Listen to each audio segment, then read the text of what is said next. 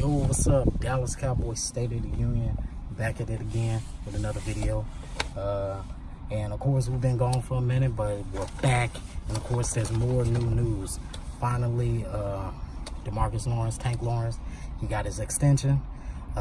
He got 5 years, 105 million, 65 million guaranteed. How you feel about that deal? I think it's a good deal for both sides. Yeah.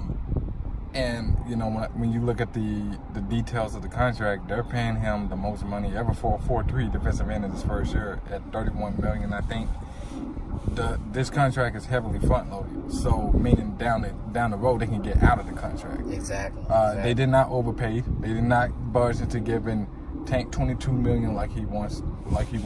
They didn't budge and give him $90 million like he wanted. He wanted a max size or Aaron Donald type deal. But he's getting a lot of that money up front, and so yeah. Of course that is what that's what made the deal go through. Also, so basically, for a lot of people who are unaware of exactly what's going on, Tank is signed for 6 years. So basically, what they did, they took the franchise tag. They turned the franchise tag into a signing bonus, and they was able to save about $10.5 million on against the cap. So they was able to get that money back, basically turn this year into a signing bonus. So he got that money immediately. Mm-hmm. And then after that, then his actual contract starts next year. So he's locked up for 6 years.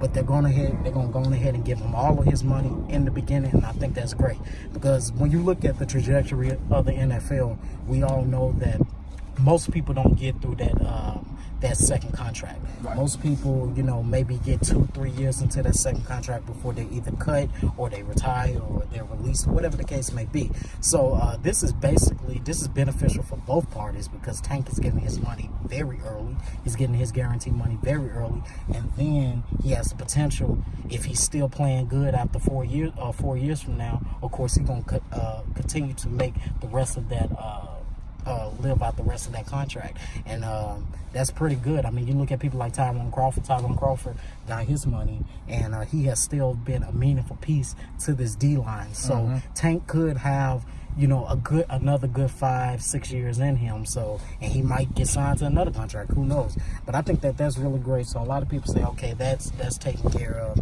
I had said from the jump, I knew they was going to get the deal done, so it wasn't no new news to me. But basically, the question is, who is going to get the next contract? I'm going to have to say Dak. Yeah. I believe Dak will get the next contract before both Amari and Zeke. I think Zeke will be the last one to get a contract. It's funny that you mention that, because you look at exactly what's going on right now. Russell Wilson has basically gave Seattle the ultimatum. I think it's April 15th or something like that. Yeah, April 15th. So it would behoove the Cowboys to spend these next couple of weeks getting that Dak Prescott deal done, because once Russell Wilson gets his deal, that automatically raises the market value. Dak is already slated to make anywhere between 25 to 27 million a year right now. So if Russell Wilson gets another big max contract, automatically that pushes up the number that a Dak Prescott is going to get. So it behooves the Cowboys to start talking to his agent and hopefully get a deal worked out before April 15th, and Russell Wilson gets his deal. I agree in the sentiment that they need to get a contract done now so they can sign him to a team friendly deal. However, I do disagree that he's going to get Russell Wilson money. I love Dak, but he's not Russell Wilson, at least not yet. He's not Russell Wilson, but however, that still does changes the trajectory. You look at how well he's been playing. He done had 3 winning seasons. He done took his team to the playoffs 2 out of 3 years, 14 game winning drives. His stats are up there with some of the ones that are in the conversation being the top QBs right now, like the Russell Wilsons, like the Carson Wentz's of the world. So when you look at it like that, whether we think that he's not a Russell Wilson, this is what the market is saying. Well, yeah, it's kind of similar to the Tank situation. We don't think that Tank is a Khalil Mack. However, because Khalil Mack got that max contract, now deals have to be worked out accordingly to kind of stay in that market value. And I do believe that Dak will get $25 to $27 million. I'm comfortable with giving him $25 to $27 million. But when you're talking about a Russell Wilson, Russell Wilson is going to get anywhere from probably $32 million. That's how great Russell Wilson is. I think he will command the type of contract that Aaron Rodgers got with the Packers for almost, I think it's right at $33.5 million a year. I agree. I do. Dak is going to be 25 to 27 mil. I'm comfortable paying that. Mm-hmm. If they don't sign him this offseason and he goes out and have another big year, then we're talking about $30 million plus. Right. Because that's 4 seasons in a row that he has shown, okay, look, I can take care of the ball. I'm going to average you around 6 or 7 rushing touchdowns per year. I'm going to give you 22 to 24 passing TDs per year. Right. And I have the leadership qualities. Yeah, you already see it. He has the clutch genes. Yeah, definitely. So it's going to be interesting to see how that deal is played out. A lot of people say that, how are we going to pay all these guys because we got a lot of great guys. I'm going to go ahead and say this. Somebody's going to get kicked off a bridge. And somebody's going to get pushed off a bridge, in the words of Vach Lombardi. And I definitely think the person who's going to get pushed off the bridge is going to be a Byron Jones.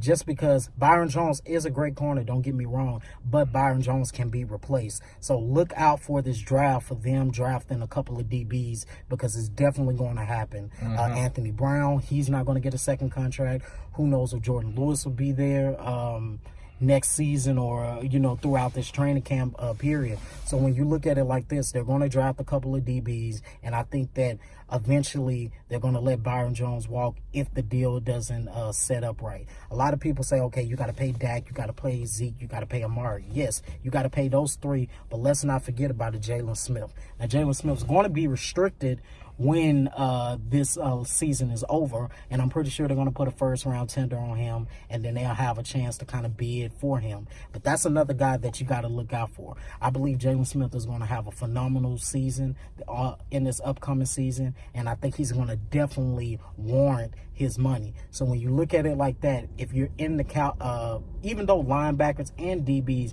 you can continuously find that talent in the draft. When you look at it, Jalen Smith is one of those, in my opinion, one of them generational linebackers, and I think that he can be a cornerstone of this defense.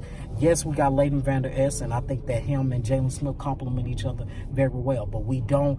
Jalen Smith is quickly becoming the Sean Lee of that defense. And like you said before, Jalen Smith is a generational type of linebacker. I mean, this is a guy before his ACL injury was talking about being the number 1 overall pick. That's how great Jalen Smith is. Exactly. And it's like this is the other side of the coin here. When you have great players, bills are going to come up down the road where you have to try and pay everybody, and you in the salary cap era you can't pay everybody. But it can work as long as you're drafting well, which they have done for the last decade. And if you look at it like this, because of Stephen Jones, they have gotten they've gotten out of cap purgatory. They ate the Tony Romo contracts and Dez Bryant contracts early. So all of those bad contracts are now off the books. So you look at it, slated to go into next season right now at $106 million. But that's not including the 25 that we have right now that potentially is going to roll over if they do not work out any other deals with Dak and other people. Well, with the Tank Lawrence contract, that leaves them roughly $10 million in cap space. By signing Tank early, they created more cap space. Yeah, so you're looking at about 20. Yeah. You're looking at about 20, and again, if that cap space is not used this season, it automatically rolls over into next season. So we're slated to have a lot of good money, so that automatically takes care of the Amari Coopers of the world, of the Zeke Elliott's of the world, and of the Jalen Smiths of the world. And I believe in that front office, they're going to look and they're going to say, listen here, Jalen Smith, we need to hold on to that guy. We can find another Byron Jones. Love Byron Jones, but that's just the nature of the business. Mm-hmm. So I look at it like this. Yo, Jalen Smith without Ray Lewis, bro.